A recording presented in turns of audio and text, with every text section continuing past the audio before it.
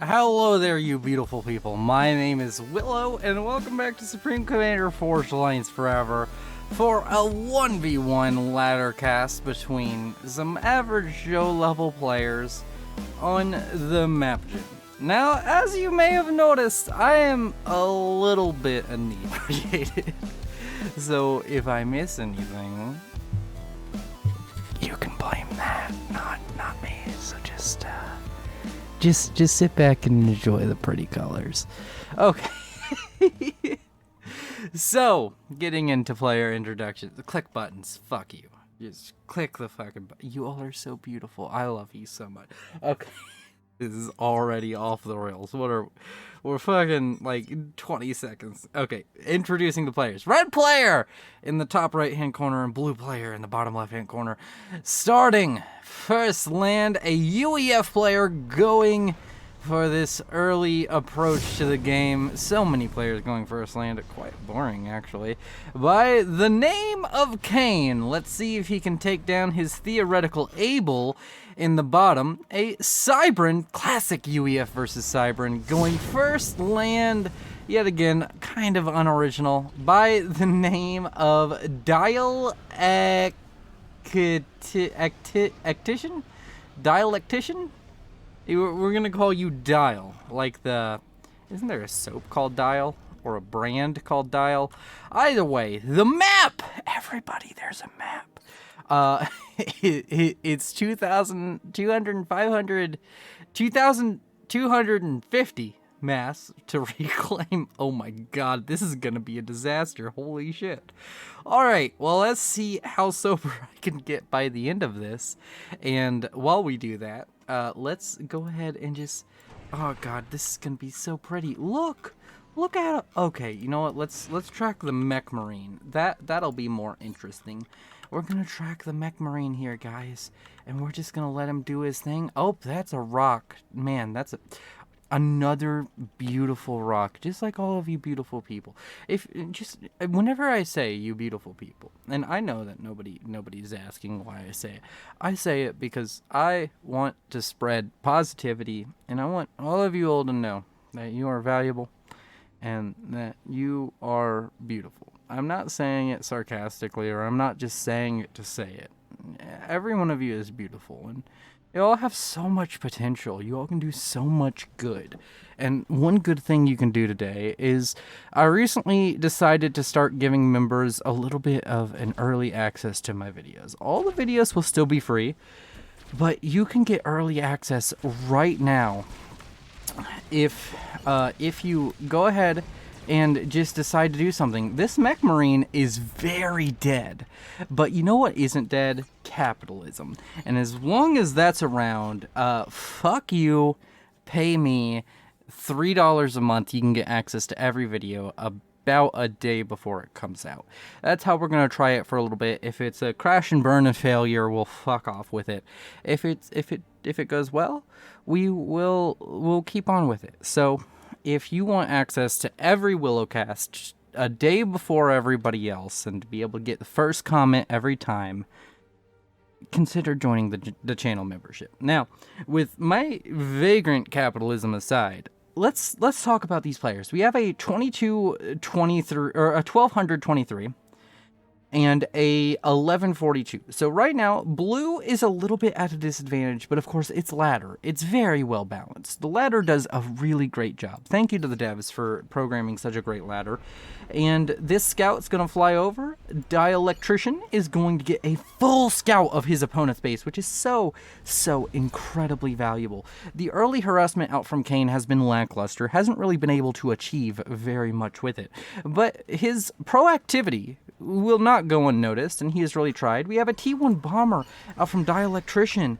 Let's see just how well this goes for him. He's up to 3 kills, almost a rank of veterancy. I don't know if all of those are on bombers or not. Interceptor locked on and loaded, ready to go, but 2 more engineers going to fall at the hands of this bomber. Going to get a rank of veterancy. Maybe we'll get one more pass before the anti-air kills it, but no, not quite able to. Unfortunately, the tail does not end like the Odyssey. Actually, how does the Odyssey end? Does Odysseus die at the end of the Odyssey? In the comments, you can tell me. But yeah, let me know what you think of Drunken Willow. I appreciate you all so much. If you're watching this, and I know you are because you got to this point of the video, just know that you're appreciated and you're beautiful, and just thank you. I'm so grateful for all the support you all have given. It blows my mind how many people watch this channel. And down here to the southeast, we have the comm of Dielectrician. He's coming out here. He's going to be building up his own little base. He has an engineer grabbing the mexes, but he is building himself a factory. He is getting the means of production, not the mean of production. The mean of production would be the average of production, which would be really weird. Can somebody give me the average of production, please? Just tell me would that be GDP? I don't know. Let me know down in the comments. You should really comment more. It really helps out the videos. Just tell me what you're thinking. Tell me how your day is going. As the comm of Kane is also doing much the same as Dielectrician. He's a little bit behind the curve. He is not quite out to his expansion as quickly, but he will get there nonetheless. The UEF a little bit more sluggish. They ate their biscuits and gravy in the morning. It's like liquid cement. It just makes them a little bit slower. But I think he has a slight advantage on total factory number, as he has 5 in his base, or 6 land factories in his base, versus the mere 3 completed for Dielectrician. So Dielectrician going to be a little bit behind on the ground game, but he does have that earlier air, and he's going to be using a bomber over here to the east to try and kind of curve this aggression coming out from Kane, the very aggressive UEF, which is a little bit strange. Usually you see the Cybern being a little bit more aggressive, as he's the very strong T1 phase with the Mantis, but instead we're going to be seeing Kane come out with the very strong aggression, using those strikers very well. He's going to be able to take down another bomber with this archer, or maybe not. The bomber gets away. Zeus goes on to smite another day. Unfortunately for him, he's performing better than the smite MOBA, because that MOBA is dead and gone. I mean, it's still around, but for all intents and purposes, nobody gives a fuck about that game, as Forge Alliance Forever is more relevant than that game nowadays. Somebody's going to be really upset. Somebody's going to watch this and be like, I play Smite, I play Ratatasker every game, and I am a really good Ratatasker main. I've played too much Smite. If you want to know what I made in Smite, I made Hell, because I really like classes that transform their entire playstyle. Like Hell is either a healer or a high AoE DPS from what I remember. Maybe she's completely changed since then. But we have 3 strikers over here. They might be able to pick up this mass extractor if they're lucky, and if Dielectrician dies and stops sending his units to kind of come deal with this. Gonna get it down to half HP, which is admirable, respectable damage, or maybe, nope, they're not gonna get it. So Dielectrician dealing with this early aggression out from Kane very, very well, and these players continuing to punch it out here in the early game. But we will have to see if either of these players can achieve early victory with a snipe or with just overwhelming numbers, because that's how the early game goes here on the mapgen. I was gonna say like on this map, but unfortunately this map has never been played before or seen before, and the guy who submitted it was Icy Nightmare. Sorry for the hiccups, I'm drunk. Every time I say that, God, I'm not funny right now. I'm so not funny, as a little bit of a fight breaks out over here on the western side. But this map, Icy Nightmare, he pointed out it looks a little bit like Summoner's Rift, and if you paint it green, add a little bit of a river right here, it is almost certainly Summoner's Rift. There's 3 lanes, this lane here, the top lane up here, and the bottom lane down here. I mean top lane, in case anybody wanted to know. I'm one of those dirty Gwen players and Akali players in the top lane. I'm sharing way too much about MOBAs right now. Like, everybody knows I'm a Hell main, and now I'm a Gwen Akali main in League. It's just, God, this is, why am I talking about every game but Supreme Commander? As Dielectrician comes up, big brain play. He knows that Reclaiming has more DPS than his main gun at this early stage, so he's just reclaiming this factory. This factory is going to go down in a matter of moments. If he really, really, really wants to big brain this, he will stop around 200 HP left on this factory, so he gets all of the veterancy from killing it off, but unfortunately does not decide to do that. Does get the reclaim from the factory itself, does kill off that, and he's close to his first rank of veterancy right now. Damage and range finished up now over here for Kane, but Kane does not know of this sneaky little Cybern base sitting up here in the top left hand corner. Maybe that can cause some damage if he builds up about 20 to 30 low Medusa right here, he could just come in and just wreak havoc on this base. It would take strikers even a little while to deal with that, and that's what it seems he's trying to do. Really cut off Cain at the ankles, much like Cain did to Abel. I mean, I don't think Cain killed him by stabbing him in the ankles, but we can all dream that Abel was the first Achilles.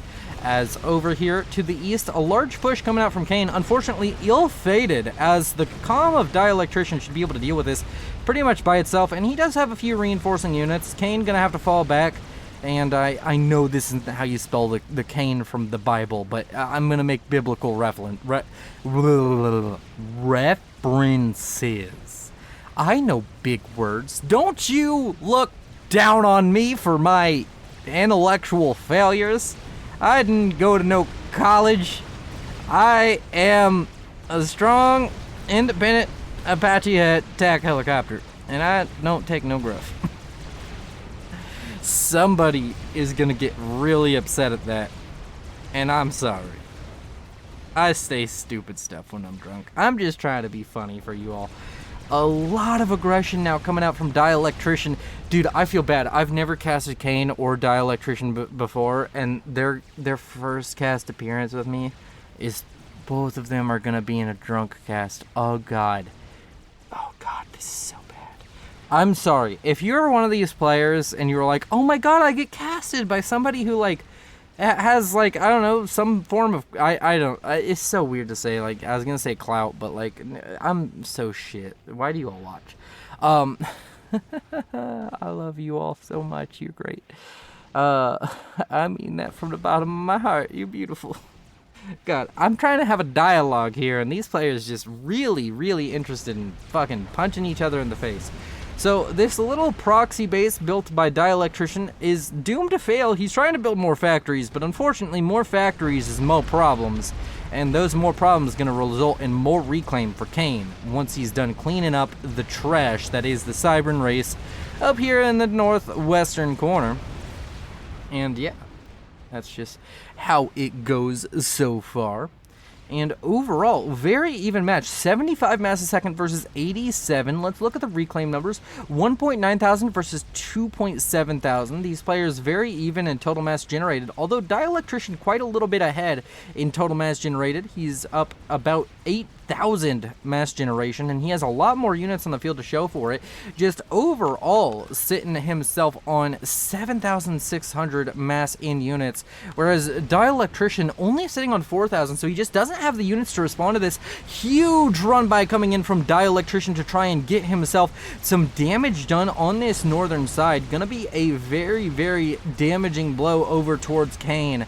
Cain going to be unhappy with the progress of this match so far, whereas on the east side, he's getting damage done as well. Dielectrician really showing a masterclass in this early game. He didn't really have the very, very early game, the first 5 to 7 minutes under lock, but these 7 to 15 minutes, he is really showing his stuff and strutting his strengths.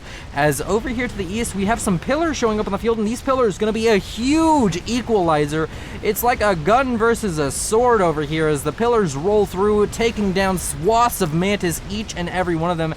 Not a single pillar has gone down yet, and so many mantis have fell at the hands of these strikers and the pillars have taken so much damage. That 1500 HP, very difficult for the mantis to chew through, and no pillars go down, and this entire force killed off for Dielectrician.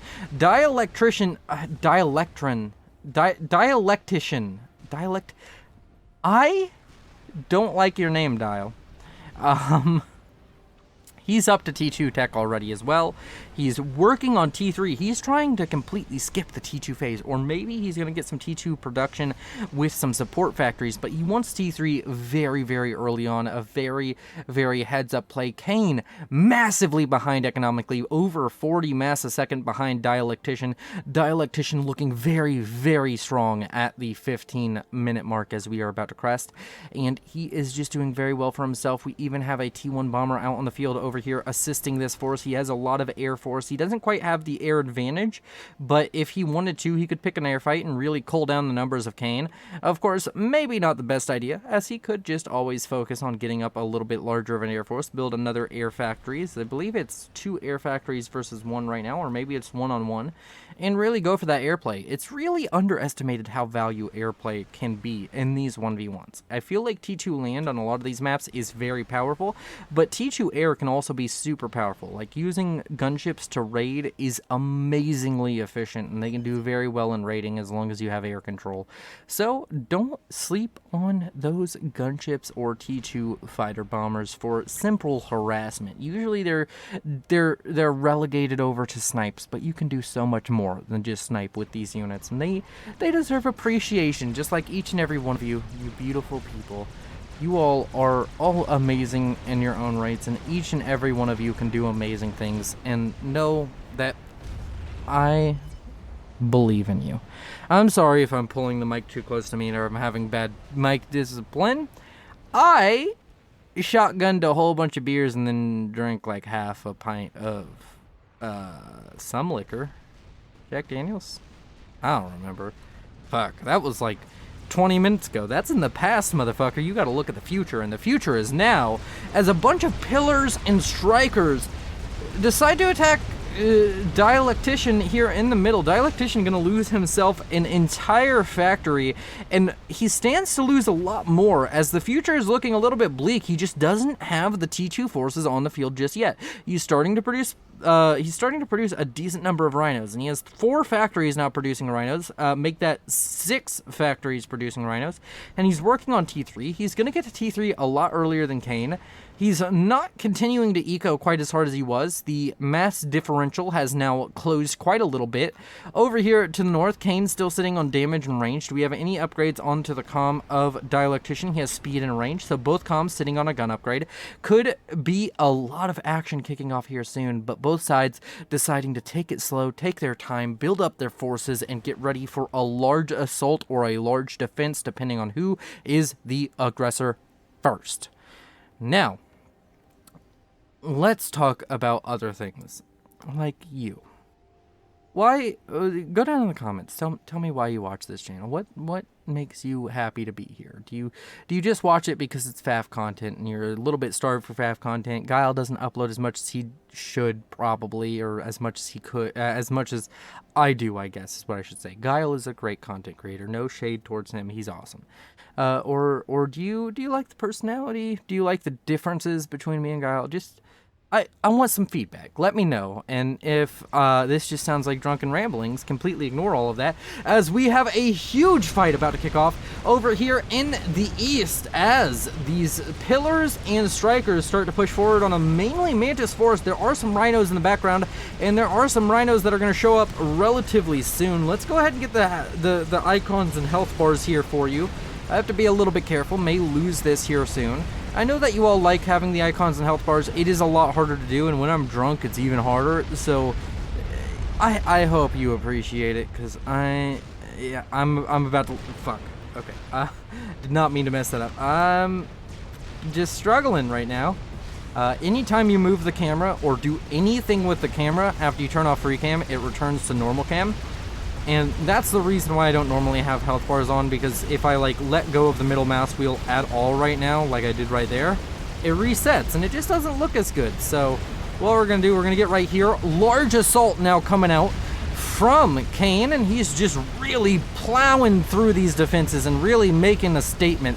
He is pushing back Dialectician, and he is going to get a massive amount of value out of this force. He's definitely killed more than he's lost, and if he can get some engineers, if he can hold on to this position, he will be setting himself up for success and setting himself up for a win. A T2 factory here on the front line going to pump out a rhino, which is really going to help, and a lot of rhinos now showing up now makes Kane second guess himself, second guess the idea of continuing to push forward on this position. And now Kane being pushed back by the rhinos and Mantis coming out from the base. There's also the occasional hoplite. You all know how I feel about hoplites. You all know how I feel about monkeys. I don't need to go on any further about this. And in all honesty, build what you want, but don't build what you want and then be surprised when you lose. Life is about making choices and discipline. Those are the two biggest things. If I was ever to leave somebody with something, it would be that life is about making choices. And the choices you make, there's a lot of choices that are ambiguous, that aren't right or wrong. The world isn't black or white. It's just mainly shades of gray. And I know I'm getting philosophical here, but there's a lot of wrong things that you can do in the world, but most people decide to do right. And most of the choices in your life are mundane, like let's have Chinese food or let's have Mexican tonight. But just try and think about the choices you make and how they affect yourself and others. And the other thing is discipline. If you ever hear somebody say that they are suffering from a lack of motivation, that is a lie. You do anything for any amount of extended period of time and you will lose motivation for that. YouTubers who say they quit because they didn't have motivation anymore, they're lying to you. They didn't have discipline. Being disciplined in life is incredibly important. And if you can find a way to make yourself disciplined, if you can find a way to keep yourself doing things because you know you love them, but at the moment you don't love them, you will achieve great things. There's greatness in all of us, and we just have to put in the time and effort to achieve it. And that's kind of the philosophy behind this channel. A lot of people get surprised, but like casts 60 through 90 or 70 through 90, I can't remember. Every single one of those casts, I sat down and I hated recording the entire time. I hated it. I hated the editing process. I hated all of it. I continued doing it because I knew that I loved Forge Alliance forever and I loved making videos. It was in the moment I didn't. And now I'm back to that feeling of having joy every time I sit down to record. Every time I get to talk to you, it's amazing. And it's so amazing to see the reaction, the community we've built. If you haven't joined the Discord, go join the Discord.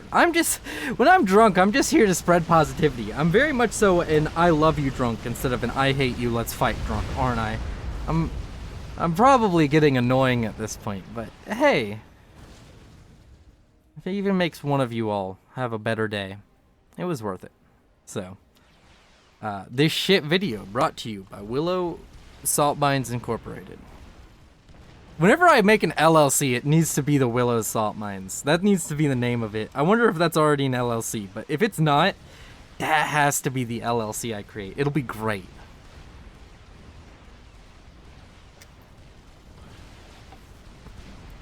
So, let's talk about the game once more, because I haven't for a while. Loyalists, now on the field. Loyalists, such a powerful unit. They were kind of slept on for a little while, but despite being, statistically speaking, the worst T3 option, their speed and cheapness is much akin to the Titans. I will still argue that they're a little bit worse than the Titans, just statistically. Like, you throw 15 Titans versus 15 Loyalists on Micro, the Titans win every single time. But the Loyalist is so valuable for its speed right now, and a lot of pros and a lot of players in general are really just appreciating that, and we're seeing a lot more Loyalists to be used, and I'm really happy about that, because the Loyalist has one of the coolest designs. Just look at that bad boy! Okay, he died. Do we have another one? Just look at this sexy little boy with his big gun. Damn it. And strutting his stuff, having a grand time. Just look at him. I love the little light right here. God, this game is so beautiful. I know in my earlier casts, and maybe people haven't watched those, I used to like just look at the game and look at the models and point out how amazing they look for their time. Remember, this is 2007. In 2007, percentage-wise, none of you had a smartphone. In 2007, or very few of you.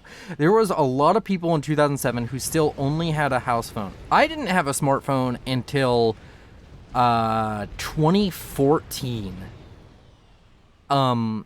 So like back then, just imagine how amazing this looks.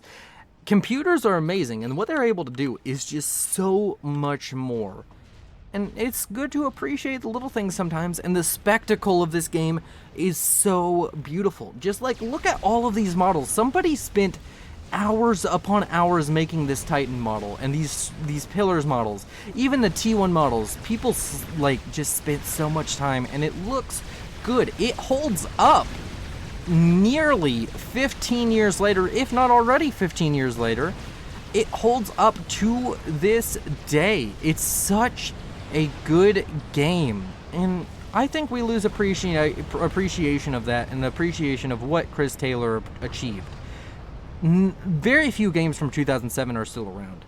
The only big one I can think of is RuneScape. This game shares a space with RuneScape. Sure, it may not be as big, but it's still alive and kicking, as we have a T3 strategic bomber online now for Dielectrician, and he is a Dialectician, and he is doing very, very well with it. He's already up to a couple of kills. He's going to get shot down by a lot of interceptors, but he got some value out of that, killed off a couple of mass extractors, and he's going to be very happy with that result, I'm sure. And Dialectician getting to T3 air before his opponent is even out of the T2 stage means he's going to just have an overall advantage in the air.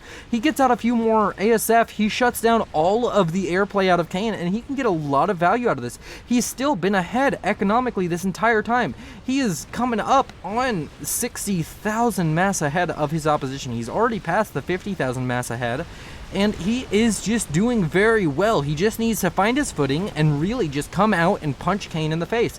And it looks as though he's doing that, as now bricks are coming onto the field. These Titans are going to become obsolete oh so quickly.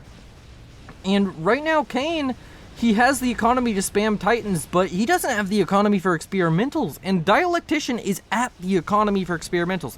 Right now, Dialectician could spam out Monkey Lords and be fine.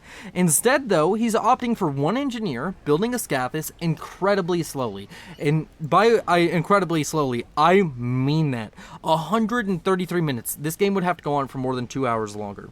Now, he's about to double the build power on it, which that will speed it up. I don't know if that halves the time, but if he gets like 10 engineers building this Scathis, it won't take long as he's not stalling. And he's been getting a decent amount of reclaim, I believe. He's ahead on reclaim too. He's just doing very well for himself as a Titan push with some strikers and pillars coming down here in the southeast, going up against these loyalists. There's not really any bricks over here. All of the bricks are over on the western flank. So for now, this is a pretty even fight, although it does seem as though that Kane is going to be pushed back. He's not quite going to be able to make this attack happen, as reinforcing bricks do show up. And overall, Kane, he's playing a solid game, but he is just behind by almost every metric we can show up here. Even in like, he's only at, the only metric I've seen where he's ahead is energy reclaim, which is not something to boast about, to be honest. And he's very ahead in kill to loss ratio, 2.12. That is insanely efficient. His units are just worth more. His micro has been on point, and his decision making and when to fight and just choosing his battles have been very, very good so far. Dialectician hasn't been as efficient with his units, but he's just had more, and more shit counters less shit, as this tactical missile launcher almost gets a kill onto a mechs. I don't know if this tactical missile launcher has really achieved all that much. 104 mass killed, that is really not all that much. Kane not getting the value out of that tactical missile launcher that he was hoping for. He invested a lot and got very little out of it, as he's starting to build SAMs around the map to try and stop any kind of T3 air assault. Is he going to T3 air himself? No, he is just building up more and more Janus, going to be maybe going for one big pass on top of all of these armies. It may not kill the bricks, but if you get a bunch of Janus to drop bombs on bricks, it will deal an insane amount of damage. It's still very, very good. Janus are such a good unit. And these both players are playing very well. They're playing much better than I ever would, drunk or sober. As we take a moment to kind of breathe, not much fighting going on. Remember while you're drinking to stay hydrated. I'm drinking myself some water right now. Probably slowly sobering up throughout this cast, but maybe not. And you all are just as beautiful ever. I can see you right now. You looking at this. I want you to know. You're fucking thick, boy. You are beautiful.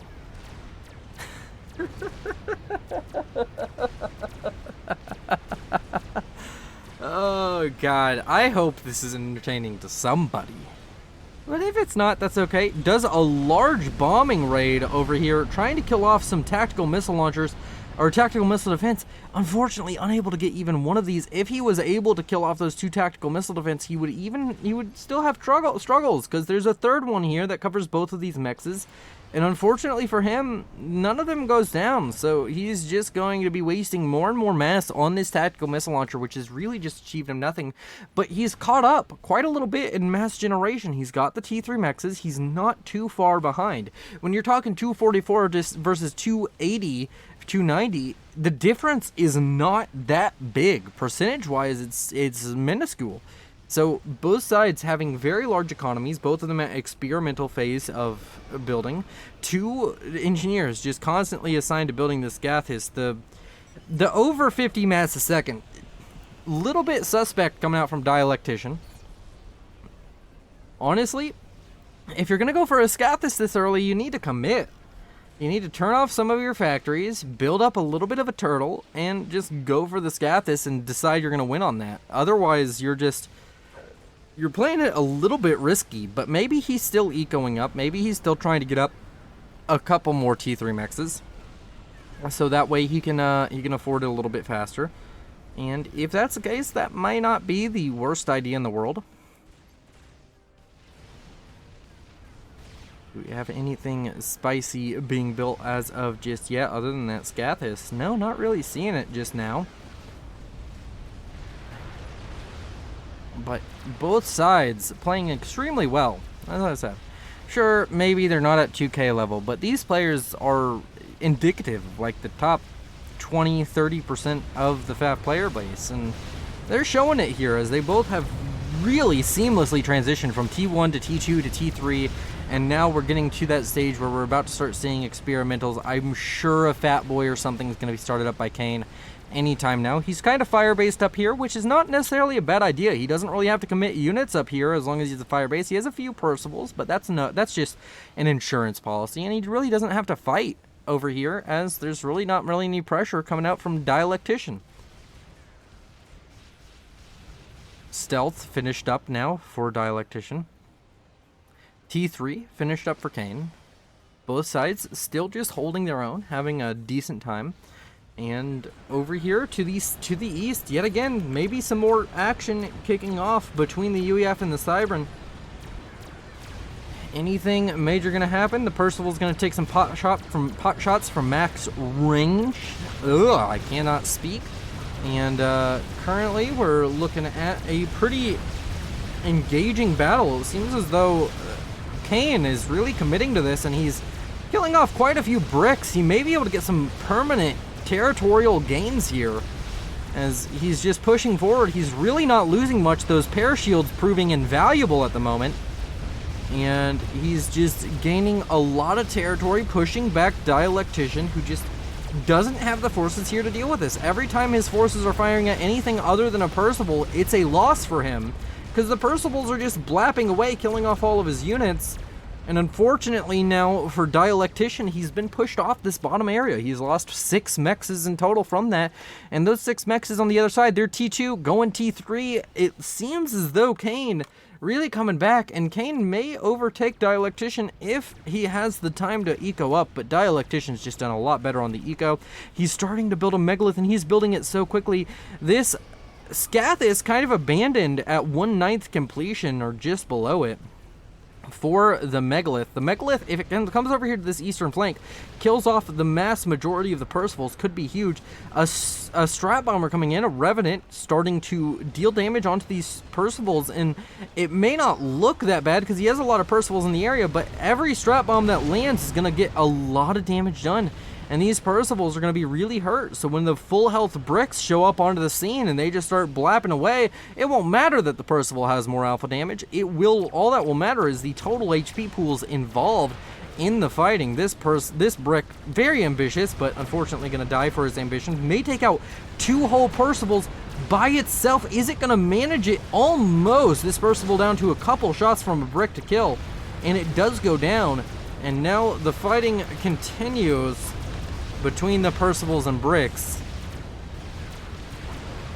It does seem as though Kane is just a little bit light on the land forces. Earlier, it was, of course, the forces out from Dialectician who were just kind of below, or not quite up to muster. But now, with those strat bombs coming through, with everything coming in, every little fight here is valuable now for Dialectician, as he's able to get some lasting value. Every Percival he kills is one less that the megalith has to. Every little bit that he cleans up over here is less time that the megalith has to spend fighting here and walking towards the base instead. The Titan's going to be going down very quickly to the bricks. These bricks, unfortunately, are going to be cannon fodder. They will eventually die to the Percivals. But there's not enough Percivals here to deal with a Megalith, and the Megalith is not far from completion. The paint job about to finish up, and it's going to stand up oh so beautifully. Love the Megalith's standing up animation. And that is, of course, going to be the first experimental of the game. We have a Fat Boy about 20% complete now for Kane, as both sides are reaching that experimental phase. A Quantum Gateway thrown up in record time, honestly, now for Dialectician.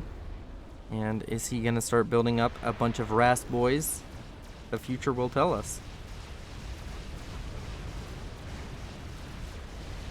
Dialectician still at T3 Air. His opposition not opting for T3 Air. This is a huge advantage he's sitting on. If he just builds up enough Strat Bombers, he can really gain a lot of value here.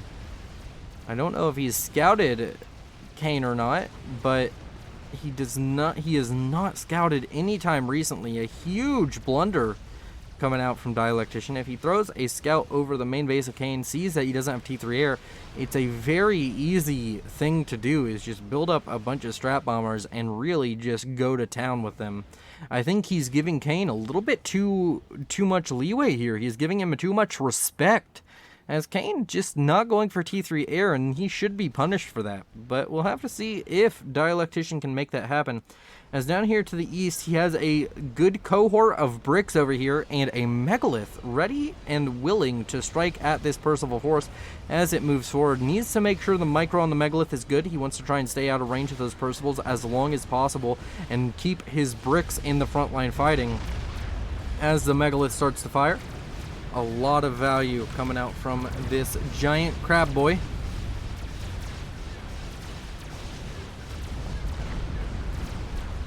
As he pushes back against the UEF might coming out from Kane.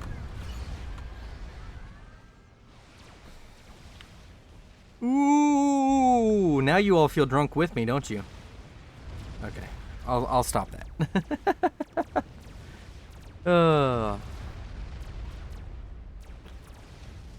I wonder if you do this and then you zoom in, then you zoom out. Yeah, it just stays like that, don't it? Until you do the middle mouse button. That's interesting. Okay, enough messing around. You know what? I've always been curious. What does the Megalith look like? Okay, well, we'll stop looking at it that way. So, how are you all doing today? Go down in the comments. Tell me how you're doing. Are you doing good? I'm doing good. I've had a good day. We celebrated 4th of July on the 1st. I know that's kind of like weird, but fireworks and getting drunk is good any time of year. So I will say fuck you if you judge me. As Dialectician, yet again, he's been in the driver's seat for most of this. He's been in the economic lead. He's nearing 100,000 mass ahead of his opposition at 70,000 already. Total generation. He's given up on the Scathus, which I don't know if is a good idea right now. Like, he's been so far ahead. Now he has the experimental for defense. It may just be a good idea to just whole hog commit to the Scathus. Although I think he got a little bit scared of it, and it may be time to just go back to it. If you finish that Scathus, Kane just cannot handle it. Kane will not be able to come up with an adequate response to that right now. So it's weird, but I kind of feel like going for the game ender, even at 38 minutes here, is the right call. Both sides doing their best. Dialectician, is he gonna see it? He sees that it's still T2 air. Come on, man. You have full air control. Sure, there's a lot of SAM sites around the map. Kane has a decent amount, but 7 SAM sites is not gonna stop 10, 15 Strat Bombers. Up here on the northwestern side, though, there's a huge force of Percivals now pushing down, and there's just really nothing here to defend. Oh no, a huge tactical blunder coming out from Dialectician. He's committed everything to this eastern side, and he just can't defend on the western side. And Dialectician may be in dire straits. He's going to be losing a lot of economy to these Percivals pushing forward. And as this turns into a parade of pain for Dialectician. Kane will be perusing and showering praise upon his Percivals for quickly and efficiently performing valiant acts of duty against the Bricks and the Cybran kind as 3 mass extractors meet their horrible, horrible demise. I'm a poet, and I didn't even know it. These Percivals pushing in, getting a lot of value. The firing line of Percival is going to be making it into the main base, but there's a Monkey Lord completed now. And that is cause for concern. As the Percivals continue to push forward into the Monkey Lord's gaping arms to meet their demise. Gonna leave a ton of reclaim. Don't know if it's necessarily enough to warrant. I don't know. This is a lot of reclaim. I don't know if this warrants the attack, because this area is just gonna be under control via the Monkey Lord now. But the Fat Boy over on the other side, firing into that Megalith and forcing it back. It's very difficult to deal with a Fat Boy, but I think a Megalith and these Bricks could maybe, if the Percivals weren't in play. But the Percivals and the Parashields proving just a little bit too much for Dialectician's force to deal with. And now he's in kind of a rough position. He needs to fight this Fat Boy and shut it down. He can't just keep ceding ground to his opposition. But at the same time, it's going to be difficult. The Janus come in, drop a huge firebomb down on that Megalith, and the Megalith now down to nearly half HP. He's got to make a decision and make it quick, because now he's in a rough spot.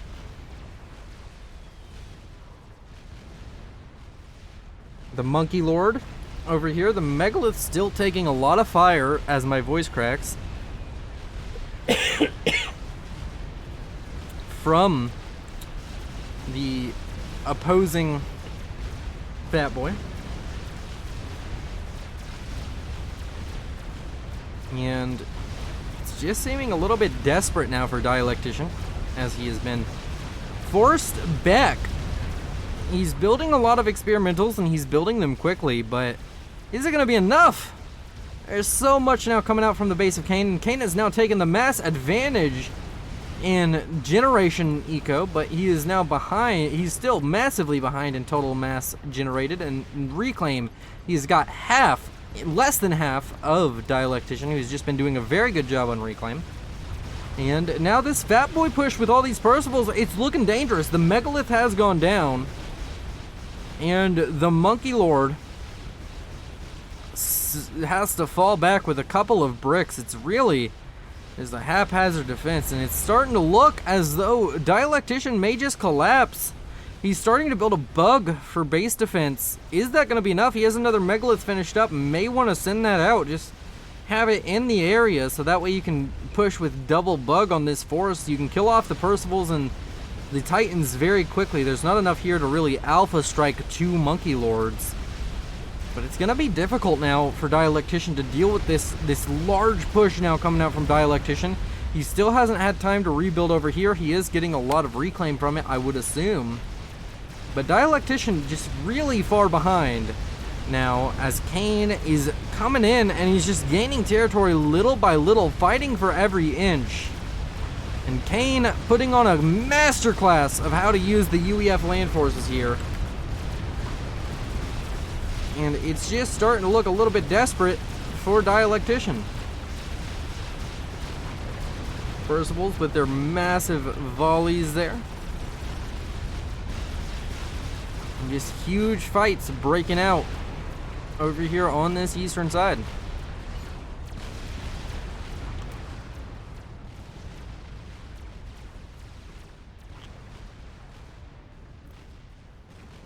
Dialectician has been painted into a corner. Yet again, I just feel like if he had been building this Scathus the entire time, if he had 5 to 10 engineers on it the entire time, he'd be fine. Does have a Soul Ripper though finished up, and that's going to buy him a lot of time. It's going to be able to kill off this Fat Boy. And it's going to be able to get a lot of value, honestly. Because it's now coming in, and the Fat Boy just doesn't really have a response to this, of course. Fat Boy not really great at shooting up. And now the Soul Ripper comes in, starts using its close-in air support to take down this Fat Boy, and gonna get a ton of value. The second it kills that Fat Boy, almost assuredly gonna get a rank of veterancy. And now it's gonna be able to shoot down all of these Percivals. As long as nothing shows up to really stop it, it's in a very good position. Sure, there's a couple of Cougars, but they're gonna take a while to kill off a Soul Ripper. And it's gonna be very, very painful now for Kane as he retreats. A lot of these are going to go down. There's a decent number of Corsairs now in the air, or Gemini, I should say, to protect the Soul Ripper, and it should just be able to slowly pick off these Percivals one at a time and get a ton of value out of its existence.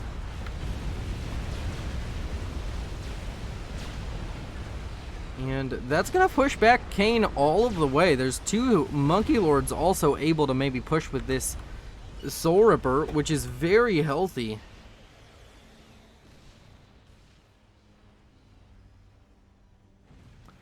And the map goes quiet as another large force out from Kane going to push down towards Dialectician. This large force now going to be spotted out. The Soul Ripper going to show up over to the western flank to try and deal with this. A lot of TMD now built up, but no real Cerberus on the ground. Nothing to really try and stop the Percivals head on other than this Soul Ripper. So it's going to have to do a lot of damage very, very quickly onto these Percivals. And as it fires, the Percival's going to lose health very quickly. But of course, that's a lot to chew through, even for a Soul Ripper. Some damage is going to be done, and some attritional properties of this attack will reign true for Dialectician, but Dialectician probably going to get the better end of the trade as long as he gets all of the reclaim and he can get enough engineers out here reclaiming relatively soon. He should be able to suck all of this up, and these Percivals are going to be worth a whole lot, and the RAS SUs showing up to be able to just fire their pew-pew guns into all of these Percivals is going to be super valuable. A couple of T3 Pigeons going down, but I think Dialectician is okay on power. Yeah, he is. Another Soul Ripper about to finish up. Another Megalith now on the way.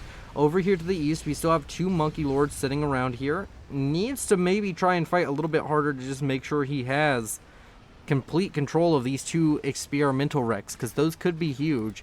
But overall reclaim, Dialectician just massively ahead, and he is still, he's at 100 mass a second ahead, or 100 mass total ahead of Kane. Even though he's been down on total mass generation for a little while, he's still maintaining that advantage despite being down nearly half of Kane's production.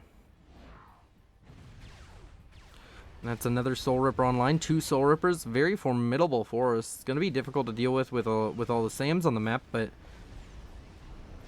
if you can find an area without SAMs to kill off, you can get a lot of damage done.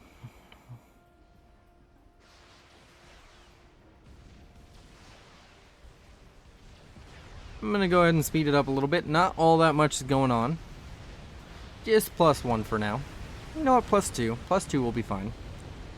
As the double Soul Ripper over here on the eastern side, along with double Monkey Lord. This is a lot of power in one area, but another Fat Boy about to finish up now for Kane, and that's going to be very difficult for Dialectician to deal with. He just doesn't have the same number of land forces. He just doesn't have a ton of bricks on the field. Sure, he has the two Monkey Lords, but Percivals are really adept at killing off Monkey Lords, and let's just see. We have 135,000 mass and land forces for Kane versus 321,000. Okay, never mind. Dialectician is just massively ahead in land forces. That is ridiculous. Let's just go ahead and select everything down here, or let's just select this. This is 63,000 in land forces right here. And this is 92,000. So on this eastern side, he's behind on total land forces. And over here in the middle, we have a bunch of Rambo SCUs starting to push forward to Kane. He's getting a lot of damage done with these.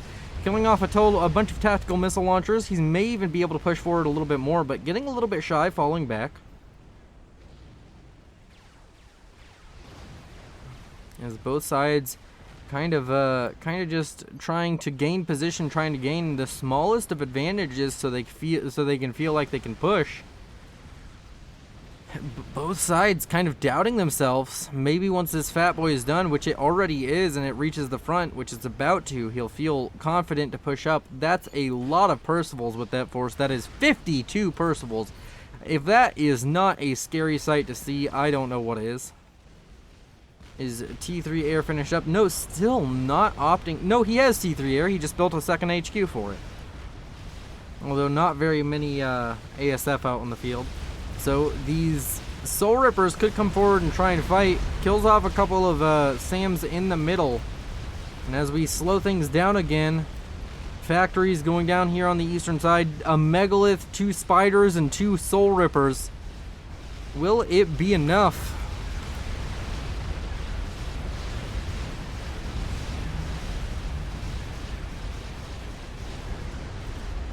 As a ton of Cybran experimentals now conglomerating over here on the eastern side. It looks like he wants to hold a defense right here.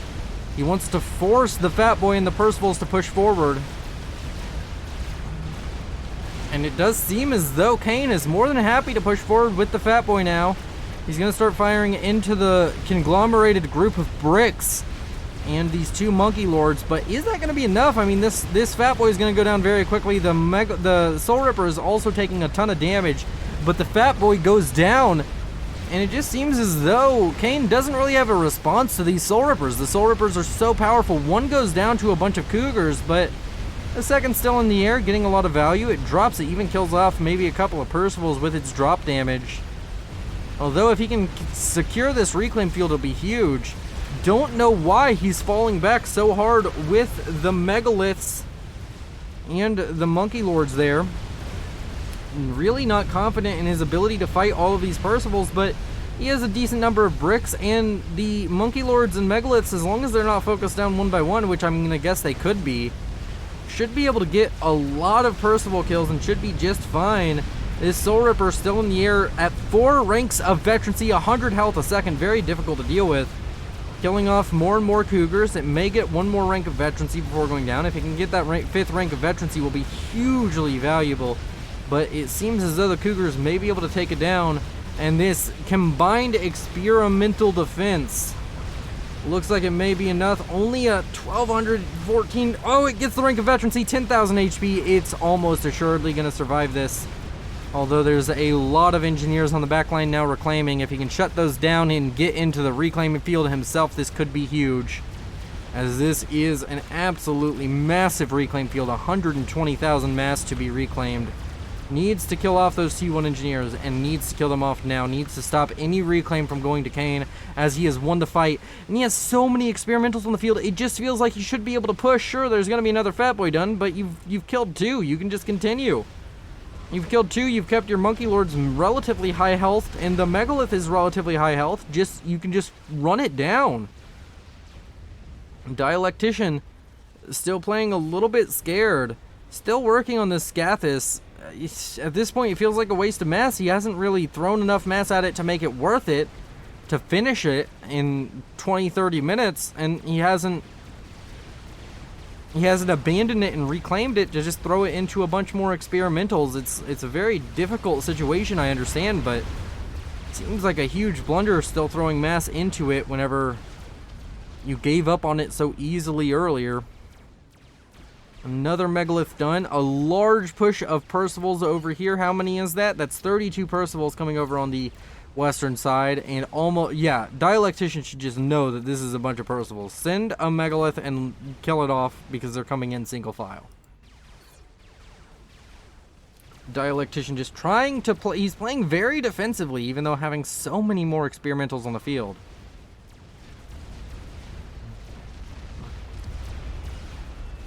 We're going to go ahead and speed this up a little bit. This attack probably going to fail just like the ones before it. Multiple Monkey Lords, multiple other experimentals in the area. Megalith, Soul Ripper that's slowly repairing at 125 health a second. Gonna be able to kill off all of this. This Monkey Lord gonna get another rank of veterancy very soon if it can kill one more Percival, and it does manage it. And it's got one more rank of veterancy left to go. Megalith on the eastern side, now engaged in a huge fight with a lot of Titans and Percivals, and he's gonna have to fall back, although it may just be better to stand your ground at this point. Almost assuredly the Megalith does not manage to get out, does turn around and start firing.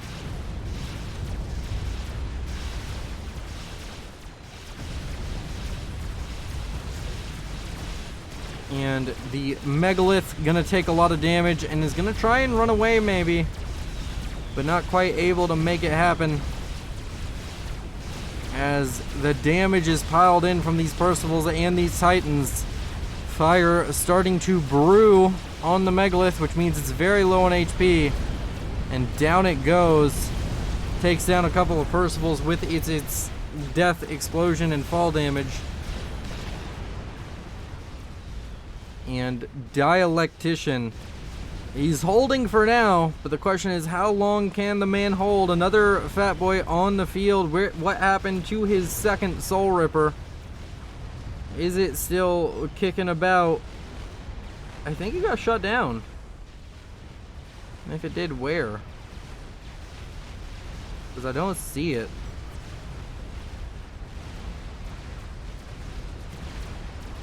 Not there.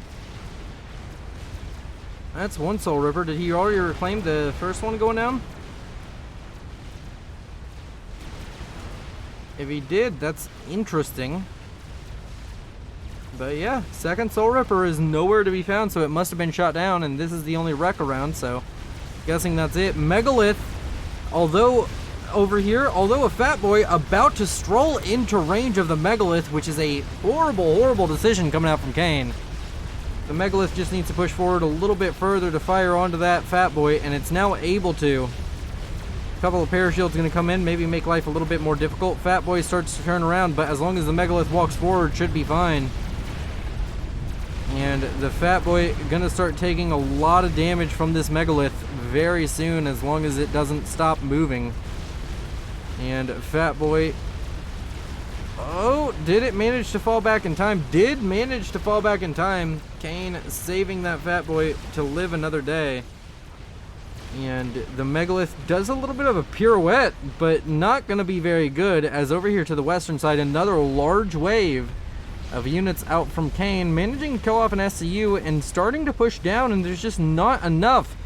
Electrician has been spread too thin. As this large attack, it just doesn't seem like there's anything over here other than RAS SCUs, but those don't do very well against Percivals. RAS SCU going down, more Percivals coming in, and Kane, if this cannot be stopped, Kane is almost assuredly going to win. A Monkey Lord's coming back, but he's going to lose so many RAS SCUs in the process. This Megalith over here to the east, not going to be able to kill off the Fat Boy, but the Fat Boy will kill it off and nearly get a second rank of veterancy for it. Maybe even get the second rank of veterancy off of killing off any of these bricks. And does it manage it? It does, and that's going to be almost assuredly the nail in the coffin. There's enough Percivals here still left over to kill off this Monkey Lord as long as they target it. But even if they can't manage it, a Soul Ripper coming online to try and save the day. But Dialectician so far behind economically, so far behind in general, and he's just not able to keep up as Novaxes are starting to be built. The Scathis now at 61% complete. He's throwing everything he can behind it. But will that be enough? As Dialectician trying his best to win this game. He was so far ahead for such a long time, but unable to find the footing to really just bring Kane to the ground and grapple him to death. The Cougars in the area, along with the Parashields, may just be enough. The Soul Ripper losing so much health each time these waves of Cougars fire. It may be able to kill off the Fat Boy, but what then? It's probably going to die to do it. Cougars, so much damage going into that Soul Ripper. Fat Boy does go down. But now there's going to be Novaxes finishing up relatively soon. First one about to finish. Scathis completely unshielded. Soul Ripper goes down to the Cougars, and the Air Force out from Kane, which is now sizable. And Dialectician, I think he's just kind of out of it. We're going to speed it up a little bit, see if he can manage to hold on. Monkey Lord trying to hold out against the Percivals and the UEF Horde, but it's just looking a little bit desperate. Maybe he can finish up this Scathis in time. Up to 78, 80%, and rising. But how does he hold off this forest? Now Ravager creep being employed by Kane, and Kane coming back from a very difficult position to fight this one back, and this Novak's going to be able to get in. If it kills off these power generators, this will be almost assuredly game. Well, I'm making Scathis, it's only fair. GG. Kane says GG as well. Does Dialectician decide to control K? As the army comes into the base, the Monkey Lord trying to defend. The Novaks firing into the power generators. And the army of Kane rolls into the base. A bunch of Percivals, Strat Bombers even coming in. It was honest. Scathis Rush made me start as soon as I got T3. So sad. Wow. Interesting idea. Wow. And with that, Dialectician loses the game. Thank you all for watching. Thank you to the Patreons and the channel members. You all make this channel so much more successful than you know. You all are beautiful. Thank you all for watching. This is Willow, signing off.